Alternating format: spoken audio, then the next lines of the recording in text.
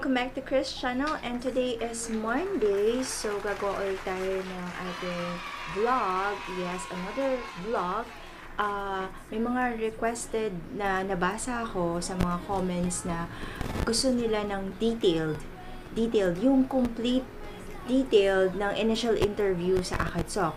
Okay? Kung ano yung mga eksaktong itatanong doon sa ACADSOC, sa initial interview. Nagawan ko na to ng vlog before this one, pero gusto nila yung mismong experience ko, yung mga na-encounter ko na questions sa initial interview ko sa ACADSOC. Okay? So, gusto niyo bang malaman yung eksaktong questions doon sa initial interview? Keep watching! Yes, we're back!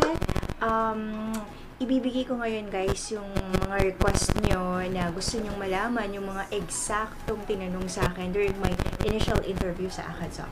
Okay? So, talagang pinilit ko siyang matandaan kasi medyo matagal-tagal na yon nung nag-apply ako and sa ACADSOC and nagkaroon ako ng initial interview doon. Okay? So, pilit ko siyang tinandaan para maibigay ko yung mga nag-request sa akin kung ano ba talaga. Kasi dun sa previous vlog, before this one, mga pasimpleng tanong at yung mga possible questions lang at yung mga tinatanong na rin sa ibang company yung mga ibinigay kong questions doon. But this time, sabi nila kung ano yung mga tinanong daw sa akin, kung ano yung mga na-experience ko, na-encounter kong questions mismong ako during my initial interview doon sa ACADSOC. Okay? So, I have the list. Sinulat ko na siya kasi pinilit ko siyang tandaan. Matagal-tagal na rin kasi yun, guys. So, paulit-ulit na lang ako bago tayo mapunta na naman sa iba, sa mga chikahan na naman forever. Yan, walang katapusan chikahan. Simulan na natin. Okay? Dun sa vlog na nagawa ko na, nabanggit ko na doon yung mga questions na tinatanong na rin sa iba. Okay? Sa ibang company, sa mga BPO, sa mga in-applyan nyo. Okay? Yung mga walang kamatayang questions. Like, tell me about yourself. Siyempre, sabi ko nga doon, na-mention ko doon na huwag niyong ilalagay lahat sa resume para naman meron pa kayong masabi about yourself. Okay? Your age, if you want to say that, okay, kung hindi kayo masyadong sa age nyo, you can say that, okay, your age, your hobbies, your work experience, mga ganon. Just a quick answer. Huwag mo masyadong anuhin, kaya nga, huwag nyo nalang ilagay sa resume para naman may maisagot pa kayo dun sa questions na yan. Okay? And, number 2, nasabi ko na rin doon, yung why did you choose ACADSOC? Okay? Why did you choose ACADSOC? Sa mga ibang companies, question din to. Pag nag-apply kayo sa mga BPO, sa ibang mga sa office or sa iba, tinatanong bakit mo napili ito, company na ito. So, yon, isip-isip kayo ng magandang tanong. Magandang tanong. Yun na nga yung tanong. So, ang iisipin nyo is magandang question. Hindi. Tanong is question din. Magandang answer. Yan, nililitaw. Magandang answer doon sa tanong na yon. Yung nakaka-impress naman, ang daming company, diba? Bakit? Why did you choose ACADSOC? Okay, yung appealing answer. Alright? And third, okay, where do you see yourself after 5 years? Natatanong din to kapag nagtuturo ako, natatanong ko rin sa mga students ko na where do you see yourself after 5 years? Ganyan. So, saan mo ba nakikita yung sarili mo after 5 years? Nandyan ka pa rin ba sa company na yan? Medyo nag-grow ka na ba? Naging supervisor ka na ba? Or ikaw na ba yung may-ari niyan? No, huwag mo munang sabihin yun. Baka naman masyadong ma-intimidate yung nag-interview sa'yo. Okay? So, basta yung very impressive at huwag naman masyadong mayabang. Yung tingin mo lang sa sarili mo after 5 years. Alright? And number 4, is why do you want to work here in this company? Bakit mo gusto magtrabaho dito sa company namin? Okay? Natin. Sa atin ba ito? Namin. Okay? Bakit mo gusto magtrabaho sa ACADSOC? Bakit nga ba? Dahil ba sa marami ko narinig na positive comments, feedback dun sa ACADSOC, sa company na yon? Dahil ba sa salary or dahil ba sa Yun, dahil ba sa kung anong alam mo, kung bakit. Alright? Sarili mong sagot yan, te. Okay? Next is, meron kayong ma-encounter na mga situational question. Ito na yung mga na-experience kong tinanong sa akin sa initial interview ko sa ACADSOC. May mga situational questions. Okay? Ano yung situational questions? Yung mga talagang pag nakasalang ka na doon sa online teaching na yun, sa student mo mismo, talagang ma-encounter mo to. So, tinatanong na nila to kasi para malaman nila kung kaya mo bang i-handle etong ganito. Etong realidad na to sa online teaching. Sinabi ko na kung galing ka sa ganitong kumpanya, galing ka sa mga BPO industry, magaling ka mag-English doon, supervisor ka na doon, or manager ka na doon, or English ka sa public school or sa private school ng grade 1, grade 2, high school, teacher ka, professor ka sa college and university, iba pa rin kapag nag-online teaching ka. Okay? Iba dito. Okay? Sa mga galing sa call center, sa mga friends ko dyan, kahit po magaling na tayo mag-English na, sabi ko na to sa mga previous vlogs natin, iba po yung mag-online teaching ka. Sa teaching, especially sa mga walang experience, okay? Sa mga walang experience ng pagtuturo, hindi po basta-basta magturo. Hindi porket marunong ka mag-English or meron ka ng position dati sa company na pinanggalingan mo, kayang-kaya mo na ito. Okay?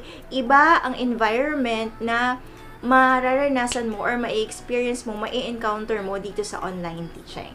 Alright? Ibang-iba siya. Kailangan mo ng sobrang pasensya, malawak na pag-iisip, yon, effort talaga, love, pagmamahal sa trabaho mo, sa estudyante mo, yon, sobra. Mahirap po siya, hindi rin siya ganun kadali. Kaya nga, you know guys, teaching is a gift. Okay? Yung pagtuturo, kailangan meron kang gift niyan sa loob mo. Hindi yan basta-basta magtuturo ka lang. Okay? It's a gift. Hindi lang siya skills na meron ka. Hindi lang kailangan knowledgeable ka sa ganitong bagay. Kailangan meron kang gift nung pagtuturo. Kasi, kailangan mo talaga ng sobrang habang pasensya. So, ito na yung mga situational questions sa'yo sa initial interview. Okay? How do you build your students' confidence? Okay, how do you build your students' confidence? May mga estudyanteng camera shy. Ayaw magpakita sa camera. Ayaw mag-study ng English. Napilit lang ng parents kasi kailangan nila talagang matuto mag-English. Okay? So, and wala silang confidence sa pag-aaral ng English talaga. Very low talaga. Wala silang tiwala sa sarili nila. So, paano mo patataasin yun para maging confident sila na maniniwala sila na kaya naman nilang matuto mag-English na ganito lang after 6 months, ganyan. Kaya na rin nilang usap sa'yo, ganyan, express yung sarili nila, yung mga naiisip nila, yung feelings nila in English. Yun, paano? Paano mo gagawin yun? Discarte mo yun. Okay? And next na situational questions. Student doesn't want to turn on his or her camera. Okay, ayaw buksan yung camera. Video class ito. So, paano mo siya kailangan mo kasing makita yung estudyante? May mga student na ayaw buksan yung camera kasi camera shy nga sila. Kailangan kasi nafe-feel mo na meron siyang ibang ginagawa doon. Okay, kaya niya ayaw buksan. Nag-ML siya. Or nag-Candy Crush. Meron pa bang Candy Crush ngayon? Parang makaluma na talaga ako. O yun, may iba siyang ginagawa. Nagpe-play, ganyan. Especially yung mga bata. Yan, may mga toys na kinakalikot. Habang nagtuturo ka, hindi nakikinig sa'yo, hindi nakafocus sa'yo. So, paano mo kukunin yung attention? Or paano mo papafocus sa'yo yung student para makinig sa'yo? Okay? Next is, how do you handle a student who considers themselves all-knowing? Okay, ulitin ko lang. How do you handle a student who consider themselves all-knowing? Ito yung mga estudyanteng nagmamagaling. Dahil sa, syempre, yung ego, yung pride nandiyan. Kasi, lalo na sa Chinese, 'di ba? magaling sila eh. Kasi, di ba, lahat naman na nabibili natin, kahit na galing ka pang Canada, tapos padala mo rito sa Pilipinas, makikita mo made in China. Hindi naman made in Canada. Diba? So, ganun sila kagaling. Lahat talaga, lahat, kahit saan ka pa mapunta sa sulok ng mundo is made in China. Diba? So, pero sa English, bakit hindi nila makuha-kuha yun? Bakit hindi sila gumaling-galing doon? Diba? Bakit kailangan nila tayo mga Pilipino? Diba? Para matuto dun para matutunan ng English. Bakit? Sasabihin sa yan, I know this, I know it already, nagmamagaling. Paano mo i-handle yung mga ganong estudyante na masyadong ma-pride na kinoconsider nila na lahat alam na nila? Ba, nagtuturo ka, tinuturuan mo sila, hindi pa nga nila alam, pero alam mo yun, ang taas na ng ano nila na alam nila yung tinuturo mo. Paano mo i-handle yun, di ba? Okay, next one. Alright. Next is, what are the things that you do to make your class lively and interesting? Kaya nga, sa mga vlogs, manood po kayo, may mga links dyan, no, yung mga vlogs na connected dito sa part na to. Bakit kailangan maging lively ka yung class mo? Bakit kailangan happy yung class mo? Bakit kailangan ma-catch mo yung attention ng student mo? Bakit kailangan hindi boring yung klase mo? Paano mo gagawin yon kung yung estudyante mo is ayaw magsalita? 'Di ba? Kung hindi mo nga ma-catch yung attention, kung hindi siya interesado sa tinuturo mo, or alam na niya lahat kaya bored siya, paano mo gagawin yon? Naboboard yung estudyante. Paano mo gagawin na maging lively, interesting yung topic or ikaw mismo dun sa estudyante mo para makuha mo yung attention niya or yung kalooban ng estudyante? So, diskartihan mo yan, 'di ba? Kaya ka nga magtuturo, kaya ka nga teacher. Kaya nga sabi ko sa iyo, 'di ba? You have to have that gift, no? And yung love mo sa pagtuturo. Kailangan maging passion mo 'to kung gusto mong mag-grow dito sa industry na 'to. Alright? Pinasok mo 'to, then do it. Okay? Alright. Next one is okay. How will you correct the pronunciation and grammar of the student? Mali-mali kasi, 'di ba? Kaya nga sila tuturuan kasi hindi nga sila marunong or hindi sila ganun kagaling mag-English. So, paano mo i-correct every time na mali yung pronunciation ng estudyante mo? Every time na mali yung grammar, paano mo i-correct yun? Kanya-kanyang style yan. Hindi lahat ng teachers is pare-pareho. Kaya nga mayroong effective teachers, okay, meron namang mga hindi nagsasucess, 'di ba? Sa teaching.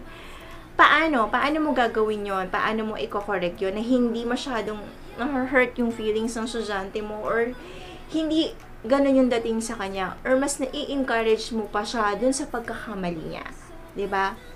Style mo 'yan. Okay? Next one is, how do you define a good ESL teacher? Ano ba yung ESL? Alam mo ba kung anong ESL? Papasok ka dito sa industry na to. Okay, ESL, English as a Secondary Language. Right? Yan ang ituturo mo sa estudyante mo. Kaya ka nandito. So, paano mo, how do you define a good ESL teacher? Paano mo i-define yung sarili mo na para maging very good, very effective ESL teacher sa mga students mo? Alright? Yon, guys.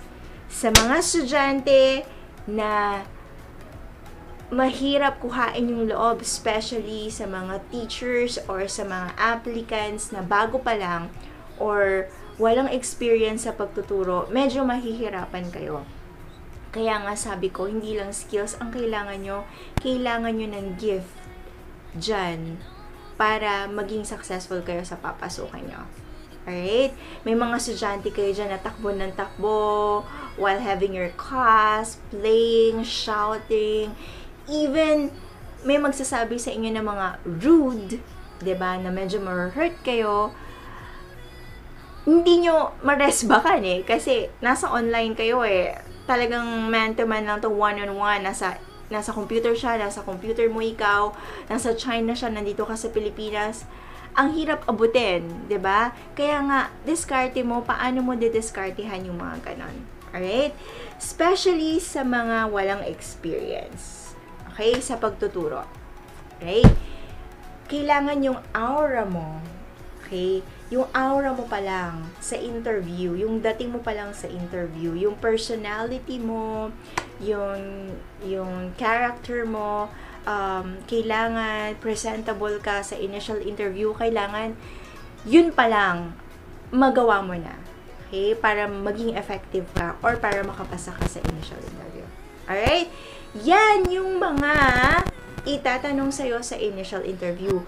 Kung meron man iba, tulad na sinasabi ko na doon sa vlog before this one, na meron ka pang ma-encounter, is depende na yun sa isasagot mo dun sa nag-i-interview sa'yo. Baka may maisagot ka na, mapapadagdag siya talaga, really? Yung gano'n, mabibigla siya kasi very impressive, diba? So, nakalimutan na niya yung next na itatanong niya dahil dun sa sagot mo. Dahil nakaka-impress. So, pero yun yung mga situational questions sa ACADSOC, sa initial interview ng ACADSOC. Alright? So, prepare po tayo, isip-isip tayo na magandang isasagot natin. Pero ang pinaka-importante sa initial interview is be honest. Kasi kahit na mag-prepare ka dyan, mag-practice ka na, makakalimutan mo yan kung i-memorize mo lang lahat ng isasagot mo. Kailangan is kung ano yung natural sa'yo, kung ano yung kaya mong ibigay doon sa trabaho, kung meron ka bang maibibigay na pagmamahal doon sa trabaho, kung gusto mo ba talaga itong trabaho na to, then, yun ang sabihin mo. 'Di ba? Kasi makikitaan ka naman nila ng potential kung talagang gusto mo itong papasukin mo na to. Okay? So, sa mga mag-a-apply dyan at magkakaroon pa lang ng initial interview sa ACADSOC, good luck! Kayang-kaya natin yan, 'di ba? We love challenges, 'di ba? Alright guys, so if you like this video, please click like, paki-like na po. And don't forget to subscribe, share, and don't forget to click the bell button para naman updated kayo sa mga vlogs na i-upload ko pa ulit. Alright? Sa mga next time. Marami pa. Okay? Thank you guys for watching. Thank you for the support sa Chris channel. And share po tayo para makatulong sa iba. Okay? Thank you for watching. Yes. Godspeed.